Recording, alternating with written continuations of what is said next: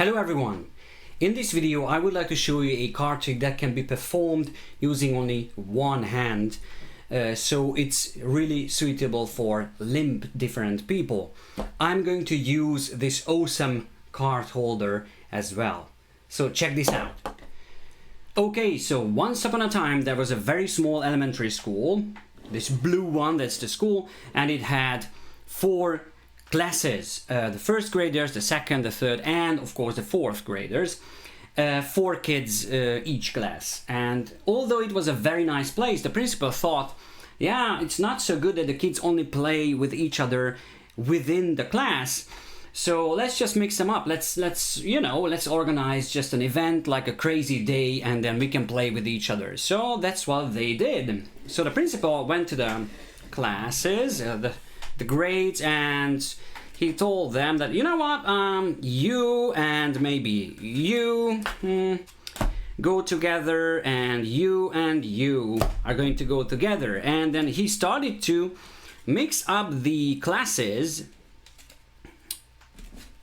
just really randomly. Okay, then you go with him, and yeah, you go with her. Yeah, that was the second. Okay, great. And then yeah, that's about right. It's about right. Okay, good. So he actually mixed up the classes, and the kids would just, start to play with each other. Like these couple of kids would go would go and play with each other, and then the other would just, join them. And then there was this lonely kid who just went really alone, but the others decided that, you know what, that's a crazy day, no one should be alone. And then there were these other kids, a couple of them, they went together, and then they joined again as they were eating lunch. So this is what they were doing all the time, that they were just playing always with different kids, and then they would just come together all the time. And it was a really, really fun day. Everyone had fun, so it was much fun. And they would just, mix up just fine, as you can see. And the principal thought that, oh, that's a nice day, you know what, I have an even crazier idea. Let's go back to the classes that even mix them up more. So every kid goes to a different class. Okay, so the first kid goes to the first graders, and this kid happened to be actually a first grader. The second kid goes to the second graders, and interestingly there was a second grader there. And the third kid goes to the third graders, and the fourth to the fourth. Wow, what a coincidence. Well, you know what, let's do this one more time. So the first one here in this group goes to the first graders. Wow, look at that. Oh, sorry, not this class for you. But this one here. Okay, so you go with the second graders, and you go with the third graders, right? And there you go, here you go with the fourth graders. You cannot see this kid here. He wanted to, stick out from the crowd. And then he went further. It's just impossible that we mixed ourselves up so much, and then still the next kid goes to the first graders. And it was so interesting that these kids actually would find their classes even after this crazy day, right?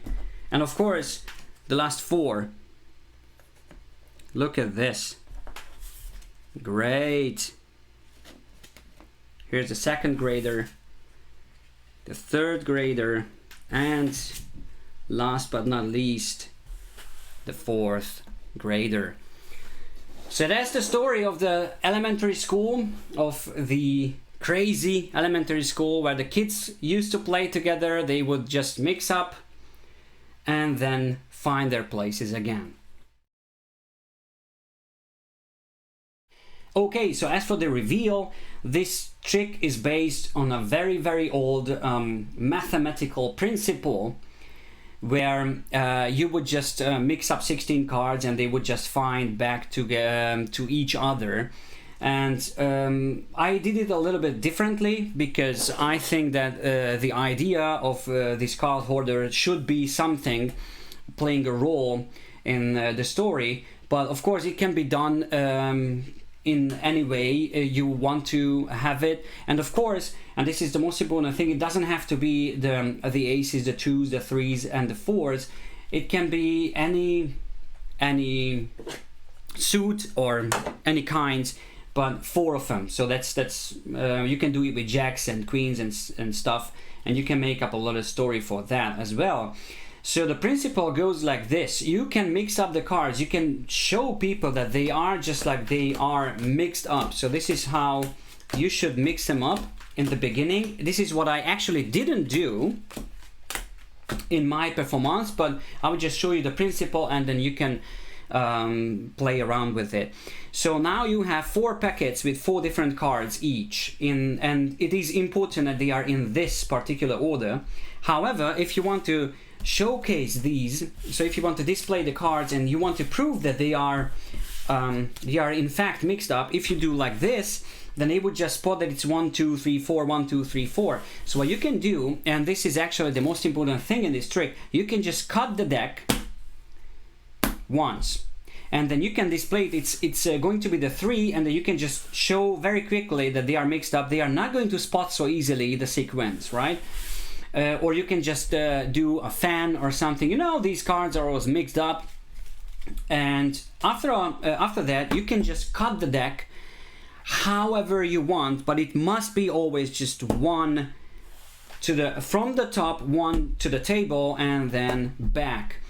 And the reason behind why the cards don't get mixed up is that if you have this card, this sequence of cards, of course it's like an endless loop. It's like a circle. Of course it doesn't look like a circle. It's like, you know, a word map that you should think that the earth is flat, but it's not, right? It's around, and that's the same principle here. So if you just cut the cards here, they are going to go to the other end of this circle. So if you would do like a circle-like shape, then you would just go with this card and you can just put it here, and it doesn't disturb the sequence itself. It only disturbs the first card that it's going to begin with. And no matter how you cut, you can do one-handed cuts if you want, or anything you want. Okay, and after a while you just say that, and these cards went back to their places, and then you are going to separate them into 4 separate piles, right? Like this here, and then right, and you can just reveal whatever reveal you want, and you have the 2s together, and you have all the aces, of course, and you have the 4s and the 3s. In my performance, actually, I got lucky because the first graders ended up being on the top. I didn't really want to control it, but if you want to, you can cut the deck so much that after a while you just get a glimpse to the bottom, and if you can see that the 4th card is on the bottom, then if you separate the cards, the first packet is going to be the first one. So this is also a thing that you can do. But that's it, pretty much. That's a very nice and very old principle. Have fun with it, and see you in the next video. Thank you for watching, and I hope you really had a good time. And if you are interested in these 3D printed, very, very nice card holders, I will just put a link into the description, and then you can check it out for yourself. Thanks, and have a nice one.